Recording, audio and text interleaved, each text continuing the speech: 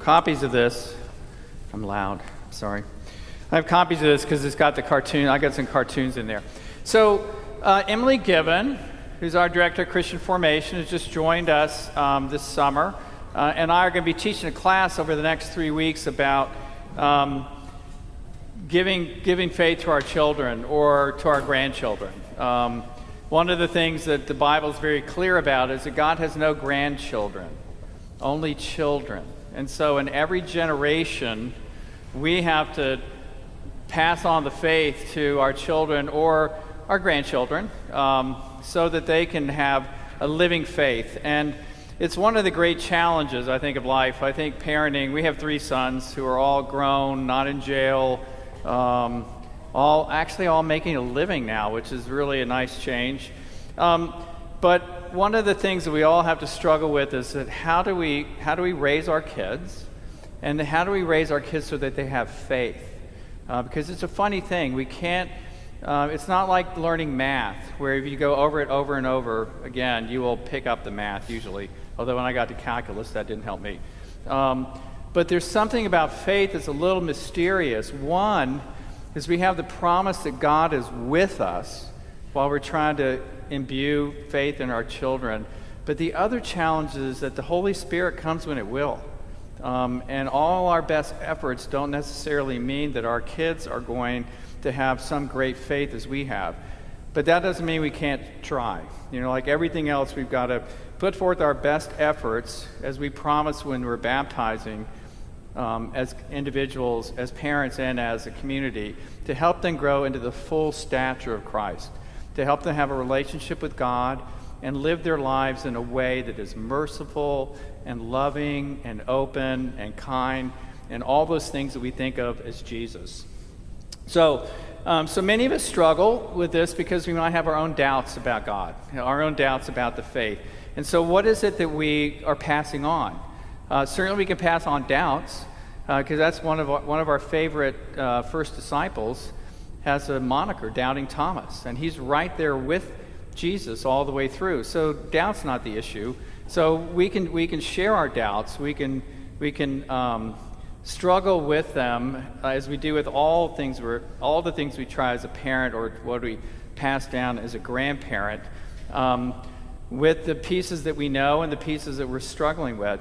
My wife Amy, and I struggled with how we were going to raise our kids in the faith. Part of it because we didn't want them to be pressured, being the child of a pastor, because there's always great stories about PKs, pastors' kids, who are the wildest of the wild. And so not only do we have the challenge of trying to figure out how to pass on the faith, but how to not make them some kind of super religious, obnoxious people who are our kids. They got obnoxious on their own. And so what we have, they came here to church. Our oldest is in 4th grade when he came 24 years ago. And then the other 2 boys grew up, they sang in the choir, they participated in a youth group. And when they got into college, the middle one told me he was an atheist. He had been a born again before, and then he became an atheist. And he's finishing a surgical residency.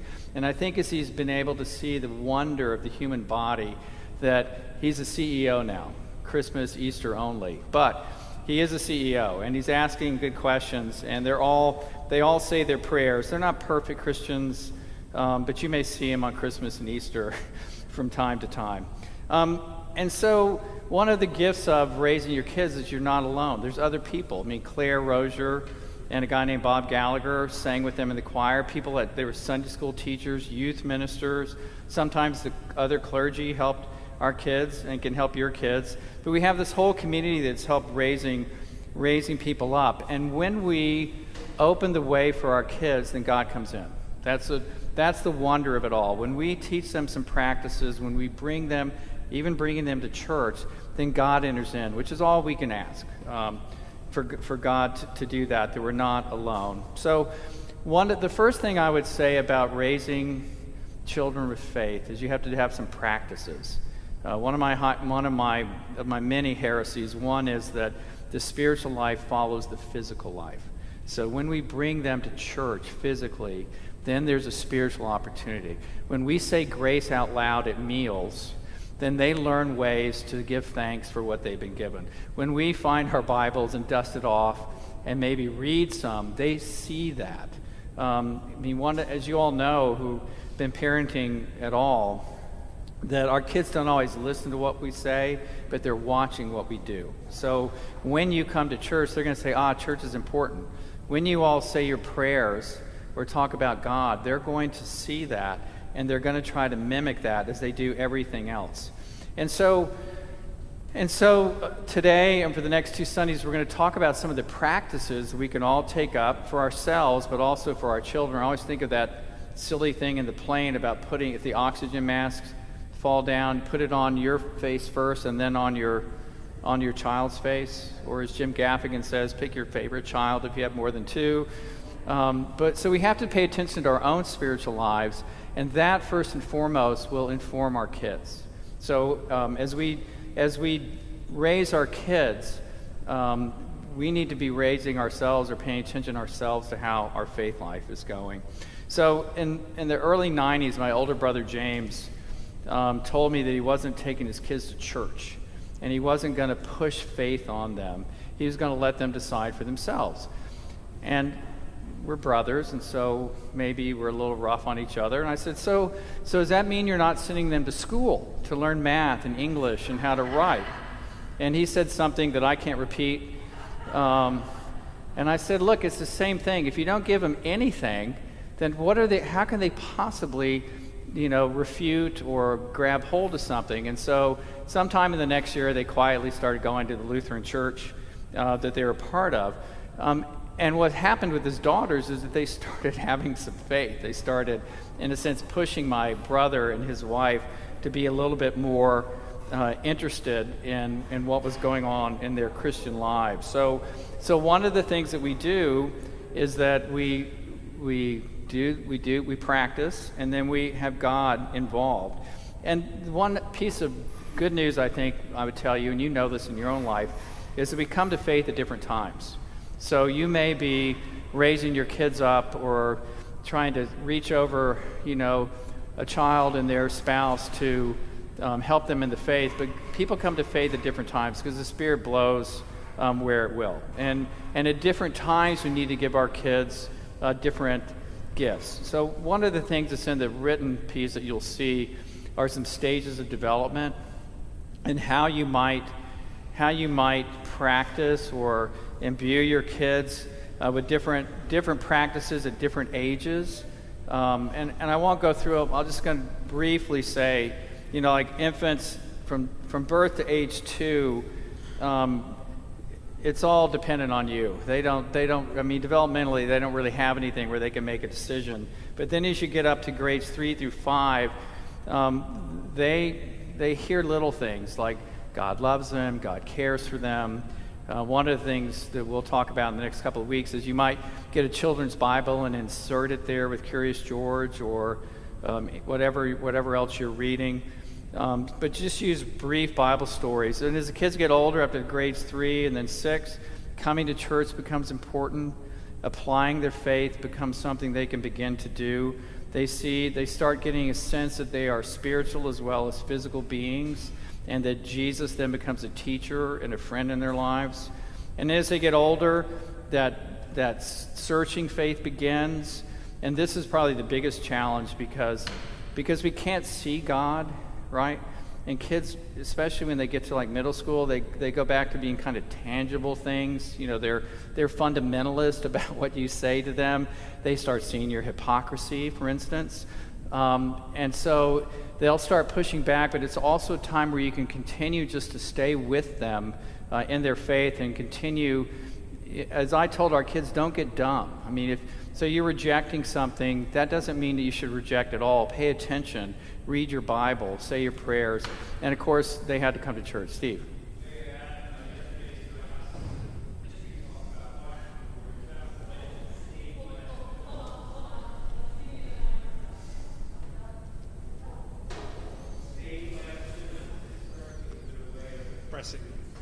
Right, stained glass windows.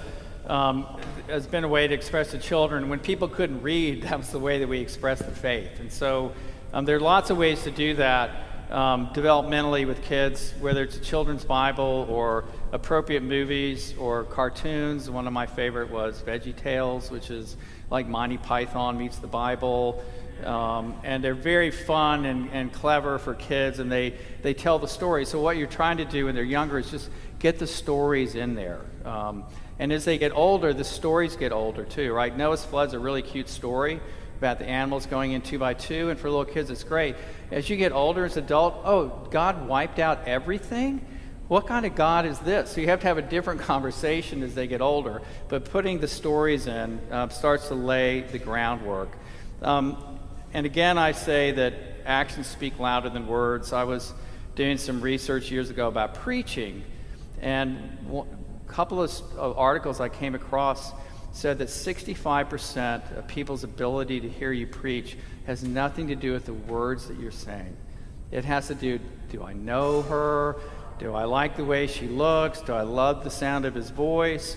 Does he seem interested in what he's doing? Oh, and then there's words, which is really hard as a preacher because you spend so much time on the words and you realize, well, that's only 30% of it.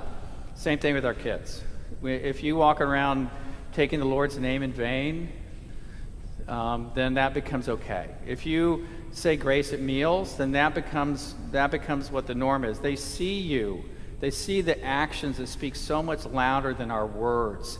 And so you have to pay attention to your kids and how you are living your life. Because if you're living your life one way that doesn't look Christian or godly or faithful, your kids are going to see that, first and foremost. So, not that you have to be, prissy, perfect Christians, but it just needs to be integrated into your life. There's a cartoon here that says, "Son, I'd like us to spend more quality time together. Would you accept me as a Facebook friend and let me follow you on Twitter?"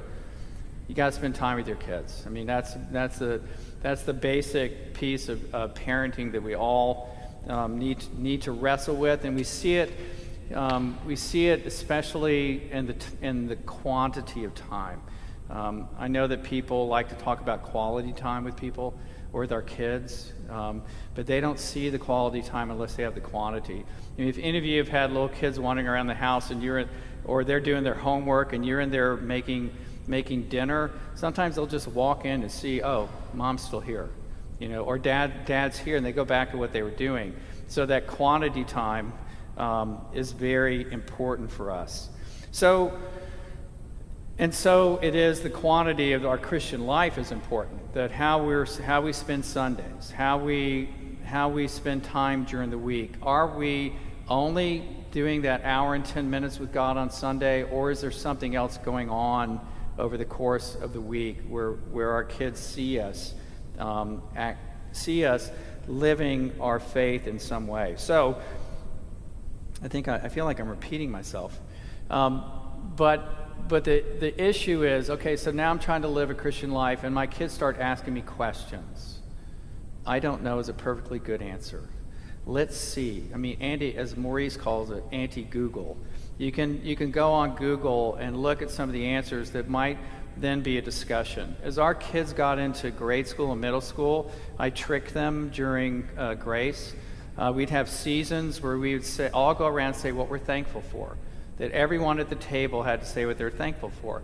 And then we had a season of saying, what am I concerned about? Or what happened at school today? And it became this way to trick them and to find out what's actually going on in their lives. Sort of like when you're driving with them and they don't talk for 30 minutes and then 1 minute of intense conversation comes up. They got in this habit of using grace as a time to reflect on the life that they were living. And so they began to do that. Molly, you have a question or an answer? Your microphone. It's new, but not really. Yeah. So I have a young friend who has kids that are middle school age, and I was talking to her about coming, and I'd asked her to join me in something, and she said, I wish I could, but my kids are so involved in sports, and now sports are on Sundays. Right. And I wonder, how do you to help them? You know, it's not so much for me as my kids are not, but how do we deal with that? How do we help the younger? Well, we're talking about sports on Sunday or involvement in things. Well, that's parents making a choice about what's the most important, that their kids are going to the Olympics or going to play Major League Baseball or Major League Soccer. And don't get me wrong, sports is very important. It was when I was growing up, and it still is, because it teaches life in an intense moment. You get failure, you get achievement, you get teamwork, you have to sacrifice. I mean, there's so many good things about sports. So the issue then becomes, is the hour and a half at church the only time of Christian formation? Because I think one of the things that's happened over the last several decades is that people see their time at church and they sort of check the box, or even taking their kids to Sunday school, which is a half hour out of 168 hours, and maybe you come 20 times a year.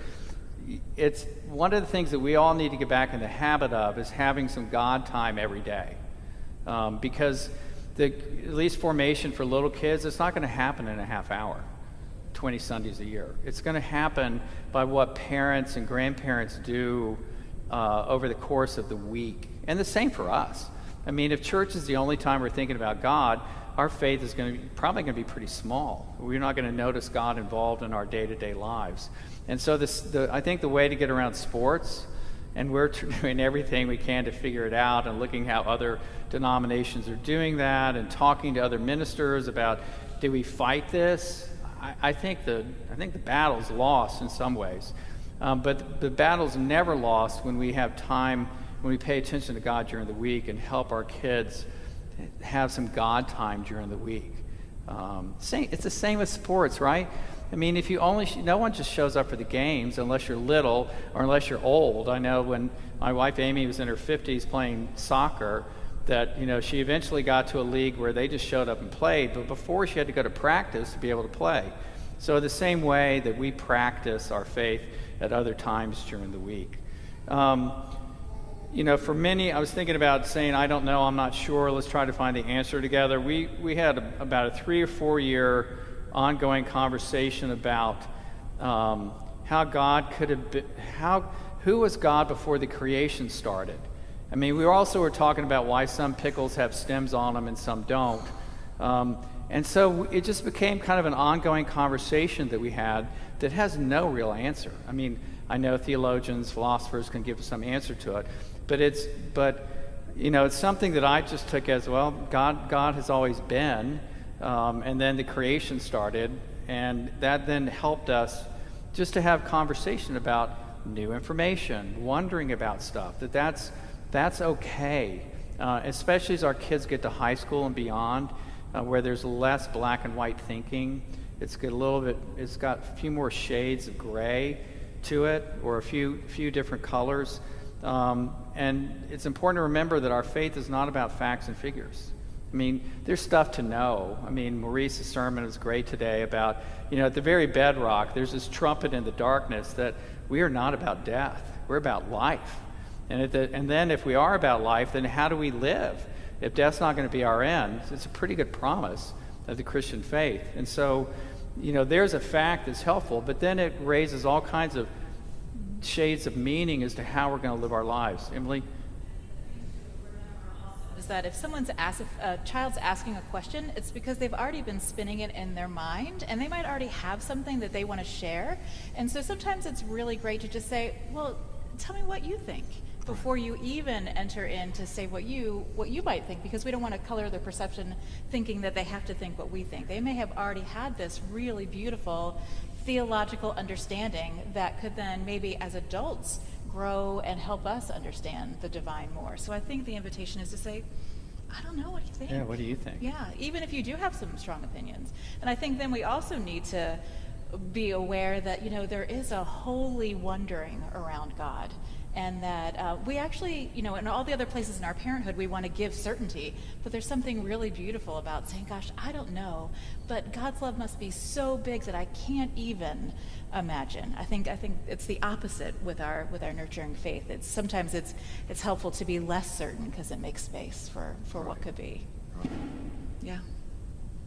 So my main charge today and we're going to give you some more tools in the next 2 weeks. My main charge today is that you need to look for opportunities to draw your kids into faith, just as you are spending time to find ways that are appropriate for you and for your children, whatever age group, to have family projects. The church here is a wonderful time to kind of look at different aspects of the faith. I mean, as the church developed and we got this annual season beginning with Advent and Christmas and Epiphany and so forth through the church year, we have these wonderful new opportunities to sort of look at some aspect of the faith. Come to church or watch if you guys are watching. Hopefully that we're going to continue to have the live stream, but hopefully in the coming weeks and just a few months we'll be able to get back into church more. I think talking about it helps your kids. Why you go to church, why you give money away, why you participate in the Thanksgiving baskets, or whatever it is in the year, to tell them why. That you're not just checking the box. Oh yeah, I was told to take a Thanksgiving basket, so I can. Well, we're feeding people. Jesus is very interested in us loving our neighbor, so we're actually doing something tangible to love our neighbor, and so you get opportunities as we're participating in things to teach your kids. Questions? Answers?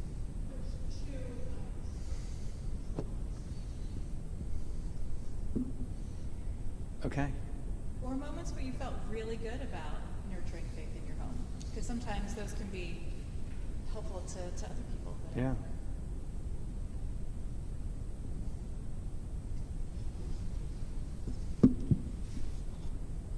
Jeffrey.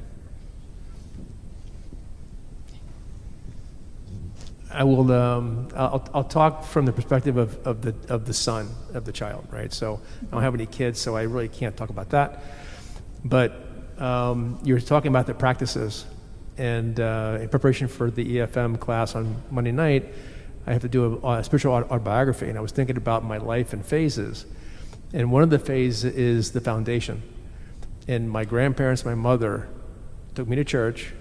We said grace, all those things that were laid the foundation. And the short version is, over the arc of my life, it took 50 years for those things to come to fruition. So as a parent, I think it's just one of the things you have to be patient and let the Holy Spirit work and how He works. So. Right, and thank you very much for that, Jeffrey, because I think there is pressure that that we want our kids to have faith, we're going to give it to them. Well, all we're called to do as Christians, two things: follow, and then plant seeds. We can't know. I mean, it's that great conversation between Jesus and Nicodemus when he says, "We must be born again." And he said, "Do I go back in my mother's womb?" He says, No. The Spirit, you'll be born from above. The Spirit will come on you, and the Spirit blows where it will. And then we see Nicodemus at the end, with Joseph of Arimathea taking Jesus' body down. So, the Spirit blows where it will, and so our responsibility, like sending our kids to school, is that we just keep doing the right things, and trust that a loving God is going to love our children or our grandchildren in a way that we can't quite control. I mean, if I had control of that, I would so much like to have control, to stand in the ambo or the pulpit and control everyone, about how to live your lives. All we can do is just point, right? As a preacher, you can just point to how to live the life, and then God does the rest. So we actually have a question from online. Yes. Or actually just a statement. So I used to use God winks for my kids and grandkids. Sometimes things happen in a way that just has to have divine intervention. Yeah, God winks. Yeah. Right. And then also the making of casseroles together has been an important activity for this family. Yeah. Yes, we make casseroles to feed the hungry, and it's a simple thing. Even I can do the recipes. But to participate in that and see that as important, put something into your kids. One of our longtime parishioners who entered into glory a few years used to give her kids and grandkids a certain amount of money at Thanksgiving to give away by Christmas. And at Christmas dinner, they had to say how they spent the money. And so she raised these kids to be generous, to be thinking about how I'm going to give this money away. And she was given ridiculous amounts of money. But But if you give your kid $100 or $50 and say, find a charity to give this to, and we're going to talk about it at Christmas dinner, they loved it. And all those kids who I saw grow up and now are adults are all very generous people. So there's a lot of clever ways to imbue Christian values in our kids. So another question from online was, if you're watching from home or online, how can we get the handouts? And so the answer would be that we'll have them as an attachment to the weekly email, this email coming up on Tuesday. So let us know if you don't get the weekly email, and we will make sure that you do that. So send a message to us on the email, and we will get it to you. But it'll be an attachment in the weekly email that goes out. Good. Steve. Oh, you're giving me copies. And thank you so much to the people who are sending us messages online. We know that people are watching, but it's so wonderful to get your feedback and your interaction so that we can feel connected. I'd love to go back to something, Jeff, you said. You don't have kids, or people in the room don't have small kids currently at home. Or kids are too little to read them much Bible stories. But this question of, this community of faith, and that you do have interaction with people's children. They might not be yours, but they'd be the barber's kids, they'd be other people's kids. Molly, for example, is a great connection with my daughter, Louisa. Louisa loves to see Molly at church, over in the community garden, and so that's part of the Christian community of support, right? Of that there are points in one's life that you might actually want to call Mr. Barber instead of asking your mom or dad, or you might want to call Sherry because she's helped with the youth group, and there may be something that maybe you've got some conflict with mom and dad and need some sort of other Christian person in your life. To that point, I've been a mentor from time to time, and whether it's a mentor or not, one of the things that I find that I really encourage with my children is to have somebody else in their lives that they can go to, and as that person, make sure that the child knows that I'm your confidant. You can come to me for things that you can't go to your parents with, and unless it's life-threatening or life-altering, you have my confidence, and I am another adult in your life. And I think it's really important for kids to know that, because sometimes it's really hard to talk to your parents about things, and not nearly as hard as it is to. Anyway. And developmentally, we get to a time in later teens and 20s where the psychological term is self-differentiation. Self-differentiation. Your kids are literally pushing off of you. Not that they don't love you or like you, but because they love you and like you, they push off against you. And so to be involved in church, either coming to church, Sunday school, confirmation, choirs, youth group. I mean, sometimes you can even come see a clergy person who might be a help and have something in confidence with you. So, I say that as a gift to you parents who don't have kids that are into teens or 20s yet. They're going to push off you, and it's really miserable some days. But it's out of love, because they trust that they can push off against you. And yes, getting back to something Emily said or started, is that when we baptize, we all promise to do all we can in our power to support this person in their life in Christ. And so we all are making a promise to God and to one another that we're going to be there. I mean, some of us will be Sunday school teachers, some of us will be involved in youth group, some of us will just be in church and give a smile to our kids. But it's important that we remember that as important as you are, especially as the parents and grandparents, to help imbue faith, there's a whole bunch of other people, and that God's got his hand and is winking at us in subtle ways all the time. So good. All right, well, have a great week. Yeah. I'll tidbit on what's going to happen next week is we're going to get a little bit more specific. We're going to talk about looking at your weekly schedule.